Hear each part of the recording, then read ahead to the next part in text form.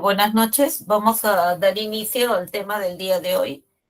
Como verán allí, se trata de lo que es afectividad y emociones. Nos habíamos quedado revisando inteligencia, que es otra de las áreas fuertes en cuanto a teorías, en cuanto a opiniones y en cuanto a investigaciones dentro de psicología. Vamos a revisar ahora lo que es esta otra parte llamada afectividad y emociones. Muchas cosas se dicen al respecto, ¿no? Por ejemplo, la Organización Mundial de Salud, este 2021 estimó más o menos que en todo el mundo el 5% de los adultos padecían depresión.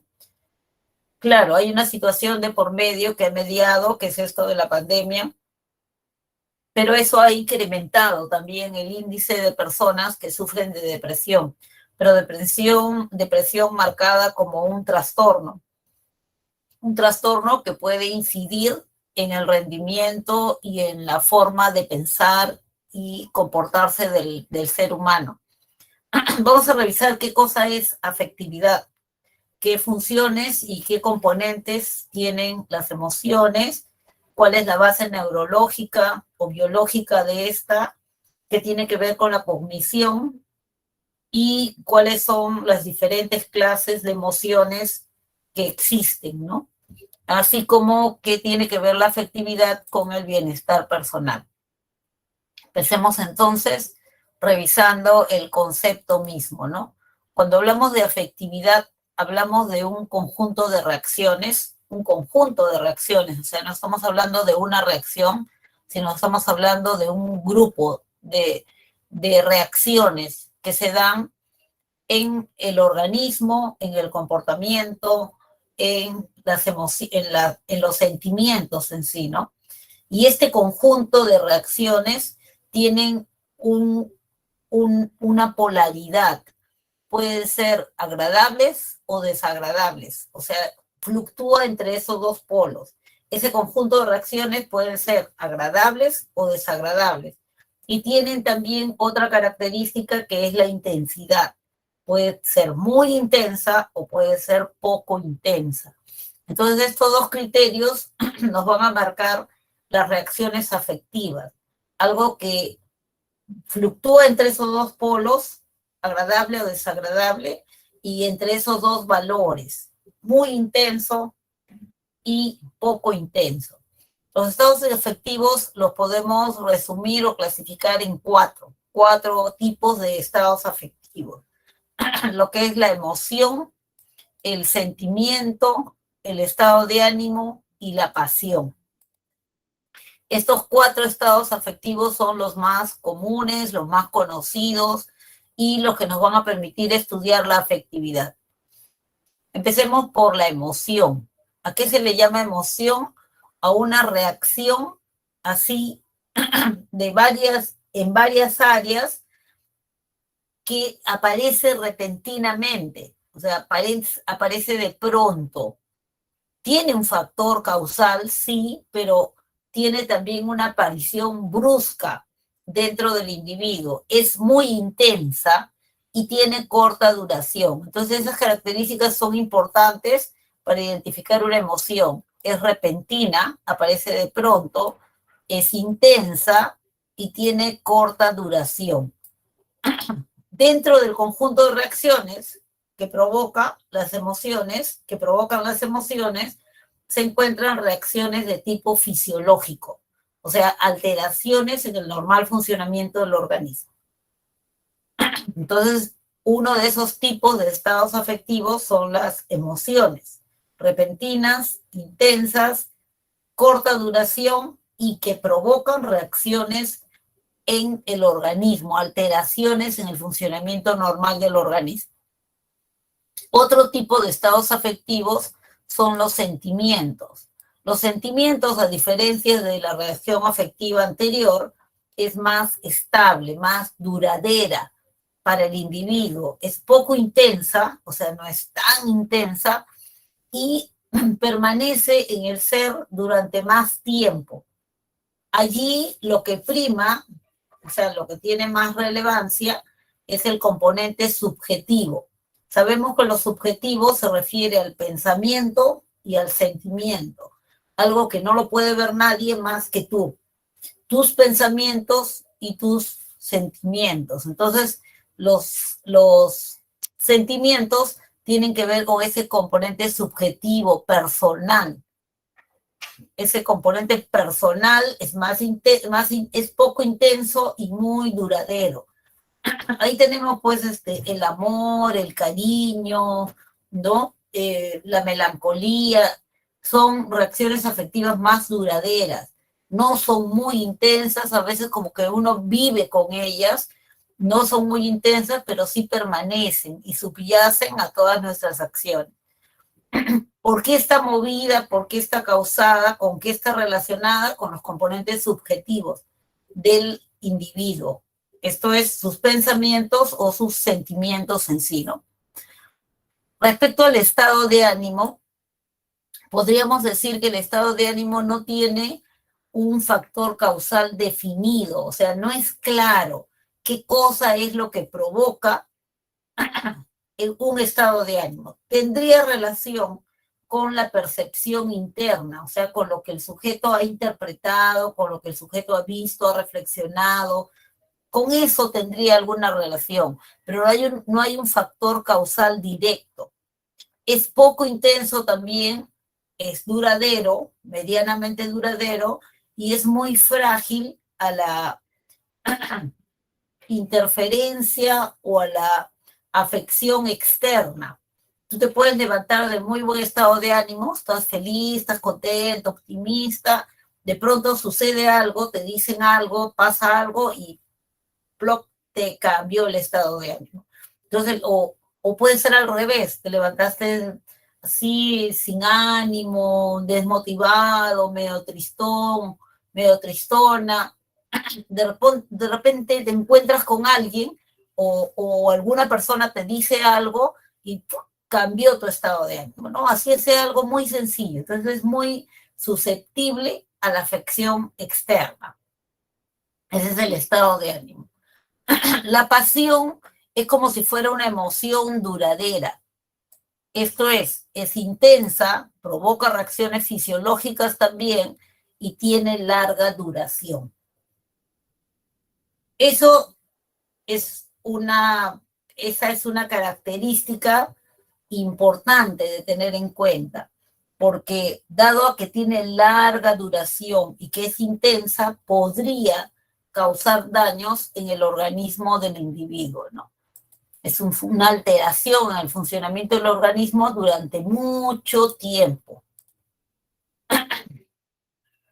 Sin embargo, de los 4 mencionados anteriormente, las emociones son las que permiten con mayor claridad el estudio de la afectividad.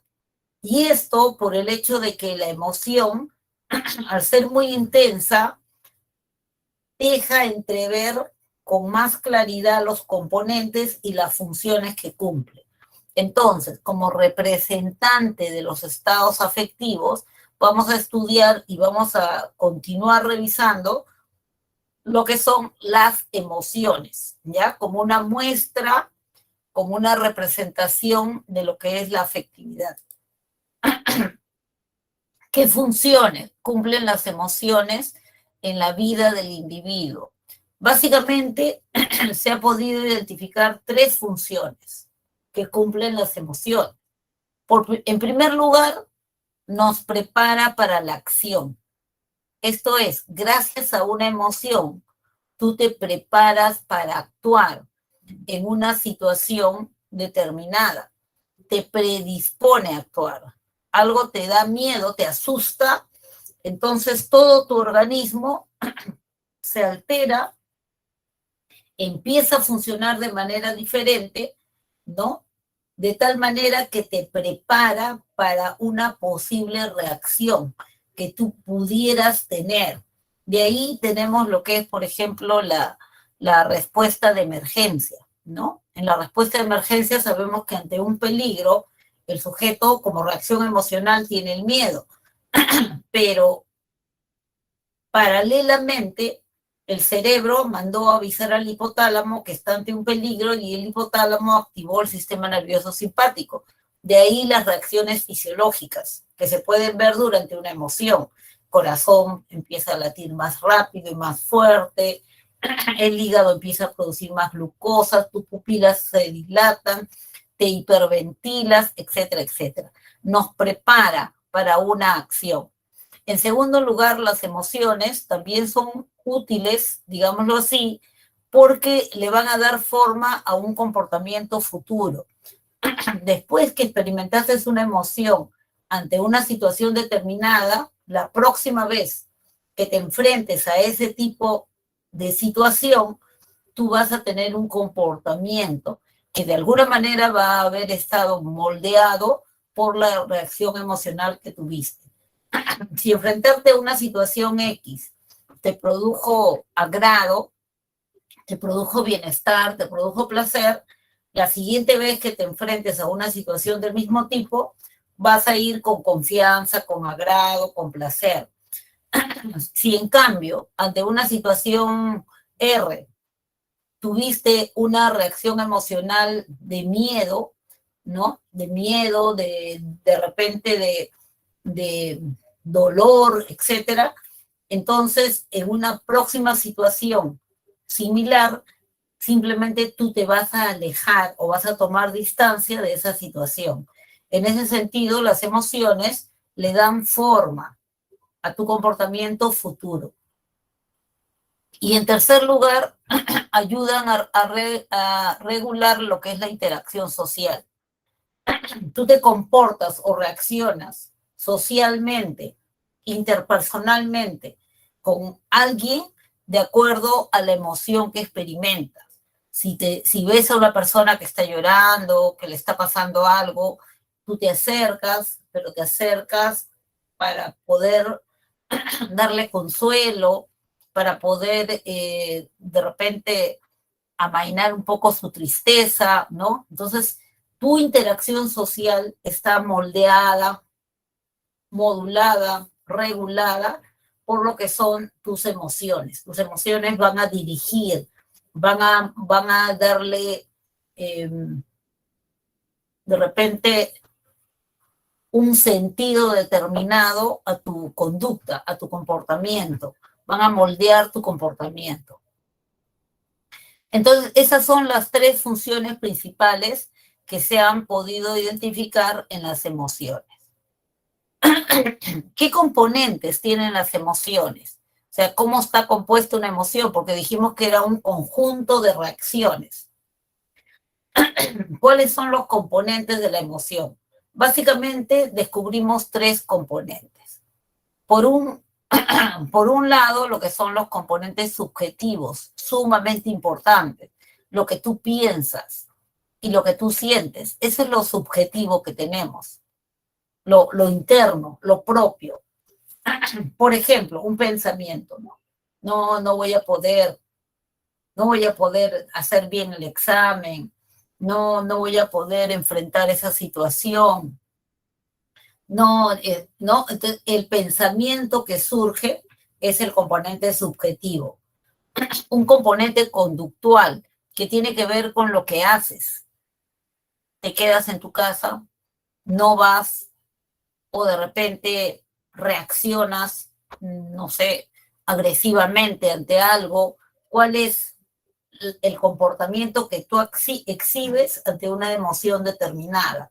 Ese comportamiento que tú exhibes es obviamente el comportamiento conductual, el gesto que pones, la cara que pones, lo que haces o no haces, si tienes miedo, si corres, gritas o qué cosa es lo que haces, y un componente fisiológico. Componente fisiológico tiene que ver con la alteración en el normal funcionamiento del organismo. Estamos hablando de que generalmente cuando se trata de una emoción, lo que se altera es el sistema nervioso simpático, o sea, lo que entra en acción es el sistema nervioso simpático. Estamos hablando de aceleración del ritmo cardíaco, estamos hablando de mayor presión y velocidad en la circulación sanguínea, estamos hablando de hiperventilación, estamos hablando de dilatación pupilar, estamos hablando de interferencia en la digestión, etcétera. Entonces, eso es el componente fisiológico. Brazos y piernas se cargan de energía para lo que es la respuesta de emergencia. Entonces, en las emociones, básicamente diferenciamos tres componentes. Un componente subjetivo, un componente conductual y un componente fisiológico. Neurológicamente, ¿qué es lo que entra a trabajar durante una emoción? Neurológicamente, las partes que se activan y que entran en funcionamiento principalmente son las siguientes. En primer lugar, la corteza prefrontal, sobre todo cuando estamos hablando de las emociones en el ser humano, ¿no? Porque la corteza prefrontal tiene que ver con lo que es la evaluación cognitiva, tiene que ver con lo que, con el pensamiento, con la percepción que tú concibes, con lo que tú te dices, esto es peligroso, o esto es agresivo, o esto está bien para mí, ¿no? Entonces, esa evaluación que tú haces de la situación la realizas a través de tu córtex prefrontal, a través de la corteza prefrontal. Entonces, en primer lugar, tenemos el córtex prefrontal. ¿Qué más tenemos ahí en acción? El sistema límbico en general, porque hemos visto que el sistema límbico está relacionado con las emociones. A partir de la amígdala cerebral, sí, pero es todo el sistema límbico que se activa. Entonces tenemos el hipotálamo, que va a ser el primero que va a recibir el comando, la alerta desde el córtex prefrontal y que va a activar como consecuencia de esto al sistema nervioso autónomo. Entonces tenemos el hipotálamo que se activa y que activa a su vez, ¿no? Consecuentemente con ello, activa lo que es el sistema nervioso autónomo, rama del sistema, rama simpática del sistema nervioso autónomo. En tercer lugar, tenemos el hipocampo, que ya es materia del sistema límbico, o sea, ya es parte propia del sistema límbico. El hipocampo tiene que ver o tiene una gran relación con lo que es la memoria. Entonces, tenemos el hipocampo y tenemos la memoria que se activa. Y es por ello que cuando tú tienes experimentas una emoción determinada, inmediatamente se activan en ti una serie de recuerdos relacionados con la situación que estás viviendo, ¿no? ¿Y eso por qué? Porque el hipocampo se ha activado. Entonces estás viviendo o algo te asusta en un lugar determinado, te acuerdas inmediatamente, sí, alguien me contó que aquí le pasó tal cosa, pasó esto, pasó lo otro, etcétera, etcétera. En cuarto lugar, la amígdala cerebral. La amígdala cerebral, como sabemos, tiene todo que ver con lo que es las emociones, ¿no? Entonces, la amígdala cerebral sí se activa finalmente y provoca todo lo que es la reacción emocional, o sea, todos los cambios en lo que son gestos, en lo que son actividad emocional fundamentalmente, ¿no?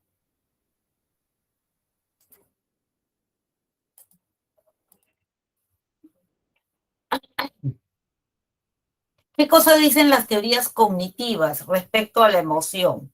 Las teorías cognitivas lo que dicen es lo siguiente. Como ustedes saben, las teorías cognitivas hablan de una situación intermedia entre el estímulo y la reacción emocional. Eso intermedio entre el estímulo y la reacción emocional vendría a ser la valoración cognitiva.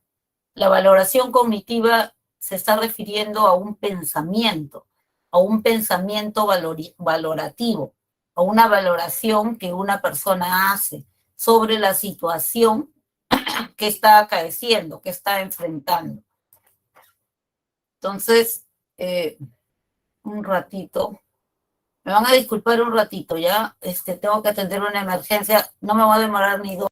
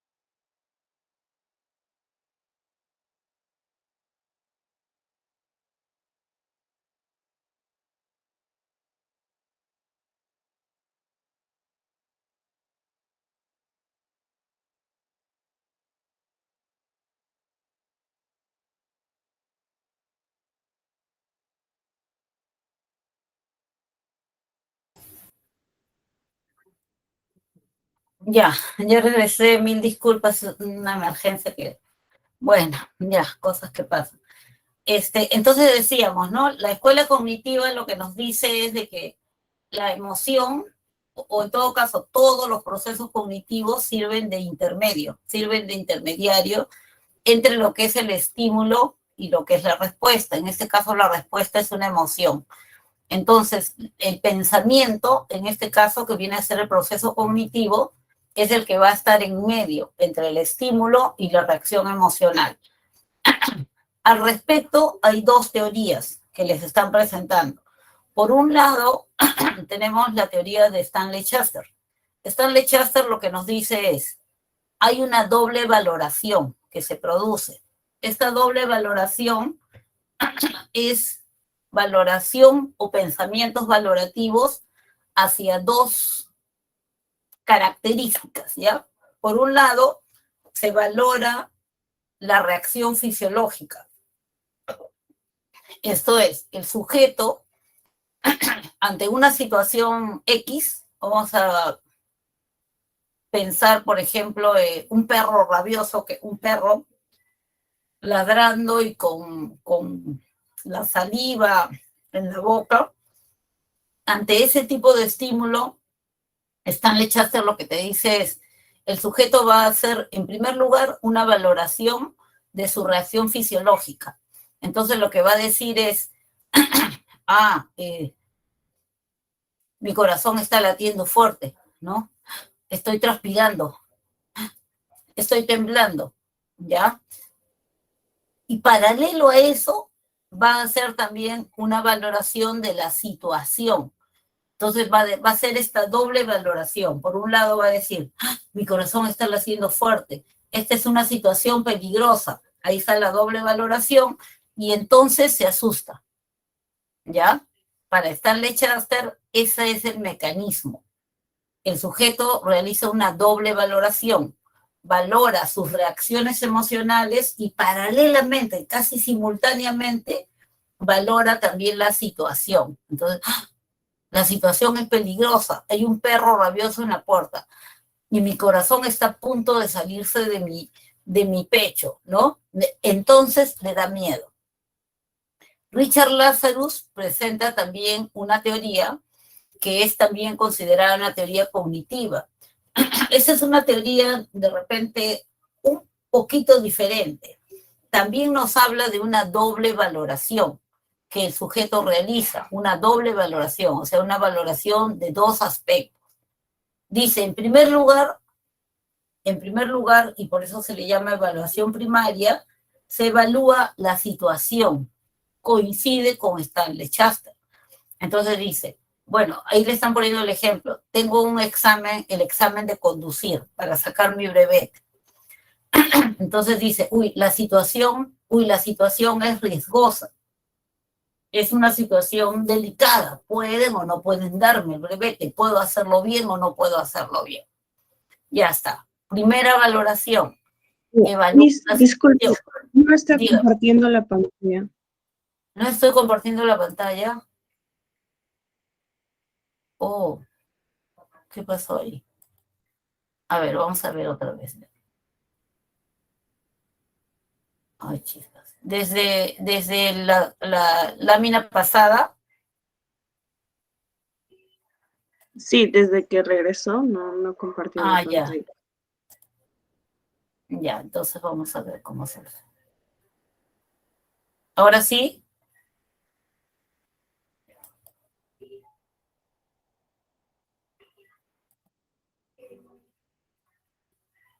No todavía. Ahora sí, profesora. Ahora sí, no. Ya. Esta es la teoría de Stanley Chester. O sea, Stanley Chester lo que dice es,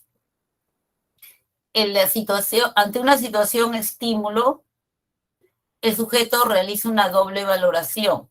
En el caso, vamos a suponer que sea el mismo ejemplo que acabamos de ver. Tengo el examen de conducción para sacar mi brevete. Entonces dice, valoraría, según la teoría de Stanley Chester, valoraría en primer lugar la situación. Entonces digo, esta es una situación delicada, ¿no? Delicada porque si fallo no tengo el brevete. La situación es delicada, es peligrosa, si quieren, ¿ya? De riesgo. Y mi corazón está a punto de salirse de mi pecho, está latiendo fuerte, siento una opresión, estoy transpirando. Evalúo la alteración fisiológica. Las dos cosas las valoro simultáneamente. Y entonces me asusto. Entonces, como resultado de esta doble valoración paralela, yo tengo esa reacción emocional. Richard Lazarus te dice, sí, es cierto, coincido, hay una doble valoración, pero él te dice, esta doble valoración es una doble valoración secuencial. Primero una, después la otra. Tengo el examen de conducir, ese es el estímulo detonador, si quieren. Primera evaluación, evalúo la situación. Este es un examen difícil, es una situación difícil, evaluación primaria. Como consecuencia de esta evaluación primaria, entonces yo hago la siguiente evaluación después que me respondí la primera. Entonces yo digo, esta es una situación complicada, peligrosa, riesgosa, sería en este caso riesgosa. Sí, es una situación trascendente, es una situación riesgosa. Ya me respondí. Segunda pregunta, y yo la puedo afrontar, esa es mi evaluación secundaria. Yo tengo los recursos para afrontar esta situación. Si mi respuesta es sí, sí estoy bien preparada, además yo manejo hace años, ¿no? Sin licencia, bueno, dentro de mi casa, en mi barrio, pero lo hago y lo hago bien y son muchos años de experiencia. Entonces no pasa nada, no te alteras emocionalmente. Pero si tu respuesta es no, no estoy preparada, recién tengo el carro a mi disposición, me muero de miedo y además tuve una mala experiencia hace unos cuantos años en un choque en el que yo era copiloto, etcétera, etcétera. Entonces ahí sí me emociono. Entonces, dependiendo de la evaluación secundaria, yo estoy preparada para afrontar esta situación, sí o no. Si mi respuesta es sí, sí estoy preparada, no pasa nada. No hay reacción emocional. Pero si mi respuesta es no, no estoy preparada o no estoy suficientemente preparada, entonces ahí sí se produce la alteración emocional. ¿Ya? Esta teoría, de la de Richard Lazarus, es una de las teorías que más se utiliza en terapia, porque muchas veces las distorsiones o las malas interpretaciones están en la forma de evaluar estos dos momentos. Entonces, a veces, por ejemplo, si ponemos en vez de examen de conducir, ponemos examen de admisión, por poner un ejemplo bien cercano a ustedes. Mi evaluación primaria ¿es una situación difícil? Sí, es una evaluación difícil, es una competencia muy dura, etcétera, etcétera. Ya está. Según de ahí, paso a la segunda evaluación. Y yo puedo afrontar esta situación. Algunas veces lo que sucede es que el sujeto sí está preparado, pero que sin embargo cree que no está preparado. Entonces, el error o la causa de la reacción emocional, que puede ser una reacción de ansiedad o una reacción, qué sé yo, maníaca o cualquier otra, puede estar en que no evaluó bien sus propias capacidades. Entonces, ¿puedo afrontar esta situación? Y digo, no, no, no puedo, jamás voy a poder, yo siempre he sido así, asá, etcétera, etcétera. Entonces, ahí hay que corregir. Por eso sirve para la terapia, porque te identifica en dónde está la situación. Puede haber sido cualquier otra situación, el mismo examen de manejo. ¿Es una situación difícil? Sí, pero si yo evalúo ahí en ese primer momento, como, no solo como que es una evaluación difícil, sino digo, sí, es lo peor del mundo, jamás voy a poder, es terrible, es lo más difícil que existe en la vida. Entonces, si yo estoy exagerando al evaluar la situación, también podría ser que allí esté la falla y la causa de toda mi reacción emocional equivocada. Entonces, podría ser eso. podría ser que yo esté fallando al evaluar la situación, estoy exagerando. Muchas veces sucede eso, de que uno evalúa las cosas como terribles, de vida o muerte. Cierto, un examen de admisión es una situación difícil, pero no es de vida o muerte tampoco. No es de vida o muerte, o sea, es una situación difícil, sí, pero no vas a morir si no apruebas. No te van a botar de tu casa, no te van a quitar el apellido, nada de eso, ¿no? Pero a veces uno lo piensa así, o lo siente así, como que ya es todo o nada, ¿no? Entonces, a veces cuando se descubre, o sea, esta teoría te ayuda a identificar dónde está el error, dónde está la falla, entonces se empieza a trabajar ahí, para que el sujeto evalúe bien la situación, de manera realista y no de manera exagerada. En otras ocasiones podría ser que el sujeto no esté evaluando bien, sus propias fortalezas no las está reconociendo de repente. Todo lo que ha avanzado simplemente lo deja de lado, no lo valora, no lo considera y solamente ve los errores, dónde se equivoca, dónde falla. Entonces allí hay que trabajar en ese reconocimiento, ¿no? La emoción vendría a ser la consecuencia de estas dos evaluaciones, de acuerdo a la teoría de Richard Lazarus, que como les dije, es una teoría que ayuda bastante en lo que es la terapia fundamentalmente, ¿no? Las emociones han sido un tema bastante llamativo para las investigaciones. Ha sido un tema que ha despertado mucha curiosidad científica, tanto así que es un tema que se estudia desde la época de Charles Darwin. Charles Darwin, el que habló de la evolución de las especies, tiene un libro que se llama La naturaleza de las emociones. Entonces, la naturaleza de las emociones en los hombres y en los animales. Él considera que las emociones son producto de la evolución de la especie. Y es por eso que, como resultado de haber evolucionado, es que tenemos emociones. Y es por eso que inclusive existen algunas emociones que están siendo compartidas con seres inferiores a nosotros, evolutivamente hablando, pero que están cerca, ¿no? Como son los chimpancés, por ejemplo. Entonces, él, como ustedes saben, Charles Darwin trabajó a partir de las observaciones. Observaba, escribía, sacaba conclusiones, principios. Entonces, él concluye de que las emociones son adaptativas, sirven para preservar la especie y para que el sujeto se adapte. Y son universales. Tanto los animales como los hombres tienen algunas emociones comunes y que los seres humanos en todas partes del mundo exhiben las mismas reacciones emocionales. Inclusive, gente que ha nacido ciega de nacimiento, sonríe cuando está feliz, llora cuando está triste. Entonces, no se podría decir, según dice Charles Darwin, que aprendió de sus padres, por ejemplo, porque nunca los pudo ver, jamás los vio. Aquí en China, en África y en todas partes del mundo, la gente reacciona igual. Cuando está feliz, salta, ríe. Cuando está triste, llora y se aleja de todo el mundo. Entonces, para él la conclusión era, son universales. Las emociones son universales y son producto de la evolución de la especie.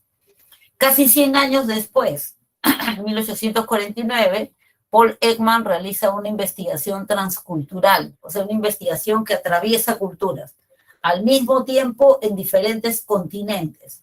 Entonces, él realiza una investigación sobre lo que es la expresión facial y descubre que existen 6 emociones que tienen la misma expresión facial en diferentes continentes, en diferentes partes del mundo. La alegría, la tristeza, el enojo, el asco, la sorpresa y el miedo, ¿ya? En todas partes del mundo, o sea, gente de diferente raza, de diferente país de origen, tiene alegría, tristeza, miedo, asco, sorpresa y enojo, iguales. Entonces, como consecuencia de ello, se dividen las emociones a partir de esas investigaciones de Paul Ekman en dos: emociones básicas o primarias, que serían las emociones heredadas, que tienen todos los seres humanos de todas las partes del mundo, y emociones sociales, que son emociones vinculadas a la socialización del individuo, a la evolución del individuo dentro de su relación social.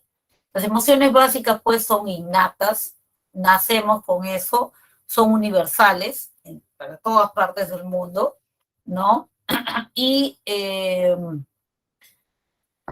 bueno, y son estas, ¿no? Alegría, tristeza, miedo, asco, sorpresa, enojo. Otra característica que tienen estas emociones y que es muy importante de tener en cuenta es que tienen una gradiente emocional, ¿ya? Tienen una gradiente de intensidad. Por ejemplo, ¿no? Por ejemplo, no siempre están a la misma intensidad, sino que al comienzo es un poco ligera y poco a poco se va intensificando. Por ejemplo, una emoción que nos permite ver esto con claridad es el miedo. Al comienzo es solo temor, al comienzo sientes cierto, de repente, inquietud ante algo. Después, si esto se incrementa, se intensifica, ya es temor, después será miedo, después será pánico. Igual el enojo, ¿no? Al comienzo simplemente es un fastidio, algo me fastidia, me mortifica, me molesta, me enoja, me da cólera, me da rabia. O sea, todas las emociones básicas tienen una gradiente de intensidad. Y eso es sumamente importante porque gracias a esa gradiente de intensidad que tienen las emociones, uno puede controlar sus emociones. ¿Cómo tú controlas una emoción? Solo puedes controlar las emociones básicas.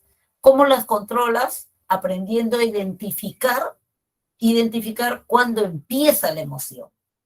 Cuándo empieza antes de que sea rabia, antes de que sea cólera, antes de que sea enojo, cuando algo recién te está fastidiando. Entonces, identificas dónde está empezando una emoción que se va a convertir en rabia si la dejas, y ahí tú puedes elegir una forma adecuada de expresar en ese momento el fastidio. Puedes hasta ensayar la forma como vas a expresar ese fastidio, cómo le vas a decir a fulanito que algo que está haciendo te fastidia. Tú puedes elegir, puedes practicar, puedes ensayar, pero cuando ya es enojo, cuando ya es rabia, ya no puedes practicar nada. Ya, cuando ya es cólera, ya la emoción te desbordó. Y ahí ya no puedes hacer nada. Es difícil. Una persona que está enojada, molesta, con rabia, ya decirle cálmate, cálmate, tranquilo, piensa en tal cosa, en tal técnica, ya no, es por demás. Es por demás, ¿ya?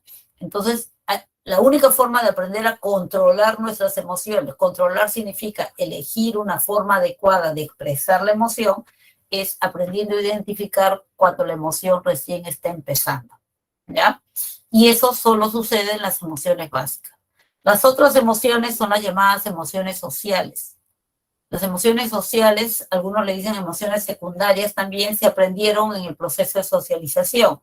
Ahí tenemos celos, vergüenza, culpa, orgullo, envidia y otras. Aquí podríamos agruparlas por diadas. ¿Qué cosa es importante en estas emociones? Uno, que se aprendieron en la socialización, o sea, al adquirir formas de comportamiento social. Y en segundo lugar, lo que podríamos también identificar ahí, o que nos serviría saber de ellas, es identificarlas, diferenciarlas una de otra, saber a qué se refiere una y a qué se refiere la otra.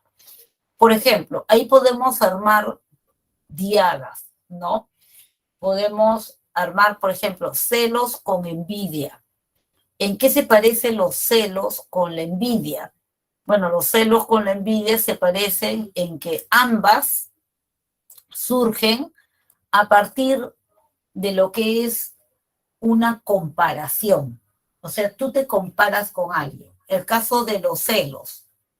Yo tengo algo, yo tengo esto, ¿no? Tengo algo y creo que alguien, me comparo con alguien, creo que alguien, esa persona me lo quiere quitar. Entonces yo experimento esa mezcla de rabia, ¿no? Con ganas de agredirla a esa otra persona que se llama celos. A veces es algo material, a veces es algo inmaterial. Generalmente los celos sí pues están asociados a lo que son parejas, ¿no? Entonces dice, siente celo porque cree que le va a quitar a su pareja. Se lo va a quitar, o sea, cree que me van a arrebatar algo que yo tengo. Va a venir alguien y me lo va a arrebatar. Pero también podríamos hablar celos en el caso, por ejemplo, de la confianza, ¿no? A ver, tengo mucha confianza con mi jefe en el trabajo. Entonces, él ha depositado en mí su confianza y somos personas de confianza. Pero ha llegado un personal nuevo que está pues para arriba y para abajo con él y que conversan y que se encierran en la oficina. Entonces, me da rabia su comportamiento y me digo, ¿qué cólera me da esta persona que está ahí, se mete en todo, recién ha llegado y que no sé qué? ¿Qué celos siento por él? ¿Por qué? Porque yo tenía la confianza de mi jefe y ahora creo que me la va a arrebatar, me la va a quitar. En muchos casos, los celos están relacionados también con lo que es una autoestima baja, sobre todo cuando son celos obsesivos. Porque yo digo, yo tenía la confianza de mi jefe y ahora yo creo que él me la va a quitar. Y seguro que me la quita, porque es mejor que yo. Y ahí ya estamos entrando dentro de lo que es la valoración personal, dentro de lo que es nuestra propia autoestima. Creo que me lo quita, porque es mejor que yo. ¿Ya? Entonces, esos es celos. El caso de la envidia también es una emoción social desagradable, pero es una emoción que tiene que ver con la comparación. Yo me comparo con alguien que tiene algo, ahora yo no tengo, pero esa persona tiene algo que yo quiero, pero que no tengo, no puedo tener todavía. Entonces, ese vecino otra vez se compró un carro nuevo y no sé de dónde saca dinero que tiene la misma profesión que yo y, y acaba de cambiar de carro. Sí, seguramente que debe estar en algo turbio, algo feo, ¿no? Sí, ay, qué envidia que me da, ¿no? Me da envidia porque él tiene algo que yo quiero, pero no tengo. Eso es envidia, es desagradable también. Otras dos emociones que se parecen en algo son vergüenza y culpa. La vergüenza y la culpa surgen de la evaluación. ¿Cuándo experimento vergüenza? Cuando yo no he cubierto las expectativas de otra persona. Por ejemplo, postulé a un trabajo y ya yo les he asegurado que ya pasé 2 exámenes, porque sí los pasé, y que acabo de salir de la entrevista y todo ha estado perfecto. Ya estoy adentro ya. Entonces todos mis amigos hasta me celebran, van, brindamos y todo lo demás. Voy a ver al día siguiente y no he ingresado. No voy, pido explicaciones, quiero ver las evaluaciones. Efectivamente, no alcancé. Entonces, qué vergüenza. Ahora, ¿qué les digo? La vergüenza siempre está relacionada con no haber cubierto las expectativas de otros, que pueden ser reales, mis amigos, con los que celebré ayer, o mis internos. Los otros pueden ser internos. ¿Qué diría mi papá si me viera haciendo tal cosa? ¡Qué vergüenza! ¿No? O ¿qué diría mi mamá si supiera que hice tal o cual cosa? ¡Qué vergüenza! O sea, la vergüenza siempre es por no haber cubierto expectativas externas de otros reales o de otros internos. Y la culpa tiene que ver con la evaluación también que yo hago de mi conducta, pero en este caso yo hago una evaluación y descubro que fallé en algo. O sea, fallé en algo. No hice algo que tenía que hacer o hice lo que no tenía que hacer. Me dijeron que cuide a mi hermano y fuimos al supermercado y no lo encuentro, lo perdí. Yo tenía que cuidarlo, no cumplí y me siento culpable por no haber hecho lo que debía hacer, cuidarlo. Esa era mi labor, ¿ya? Entonces, vergüenza y culpa se parecen y son desagradables las dos. Vergüenza por no haber cubierto expectativas, culpa por no haber hecho lo que tenían que hacer. El orgullo es una emoción positiva, es adecuada. El orgullo es la satisfacción, la alegría que uno siente por los logros que va alcanzando, ¿no? Logros que van a ir, que van a ser graduales, que van a ser poco a poco, pero que uno va alcanzando, ¿no? Es positiva, es un alimento de la autoestima, es importante. ¿Qué tiene que ver la afectividad con el bienestar personal? Mucho, porque la afectividad va a permitir que tú regules tus reacciones emocionales, te va a permitir adaptarte, por ejemplo, a situaciones difíciles. Hoy en día vivimos con la mascarilla puesta, saludamos con el codo, con la rodilla, con el puño, nos hemos adaptado a una situación que para alguien podría haber sido frustrante, pero nosotros nos hemos adaptado gracias a que al poco o mucho control emocional que tenemos. Nos permite también dominar, controlar nuestro propio comportamiento, confiar en nuestras reacciones, adaptar nuevas formas de expresar las emociones, de expresar la emoción y aceptar también que otras personas puedan brindar o mostrar su emoción de manera diferente a la nuestra. Entonces, eso es parte de lo que llamamos madurez emocional, ¿no? Aceptar la innovación dentro de lo que es este terreno emocional y también la escrupulosidad, ¿no? La escrupulosidad tiene que ver con fundamentalmente ser responsable, honesto y responsable con sus emociones. Entonces, yo soy honesto, no engaño con las emociones a nadie, con mis emociones, no lo engaño y me hago responsable de las emociones que yo misma pueda estar emitiendo, que las consecuencias que pueda tener mi reacción emocional. Esta es la clave de respuestas. Ya saben que van a revisar van a utilizar la clave de respuesta solo después de que la práctica ya está completamente desarrollada y que si tienen preguntas pueden ir al multichat y que si tienen algunas dificultades que no los dejan seguir adelante, pueden acudir al servicio de psicopedagogía y pedir una asesoría individual cuando ustedes gusten y las veces que ustedes lo consideren necesario. Eso es todo por hoy. Muchísimas gracias por su atención, muchísimas gracias por su comprensión. Y ya nos estamos viendo la próxima semana.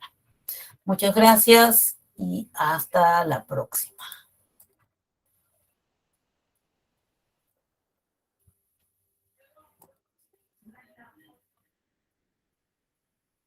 Que les vaya bien.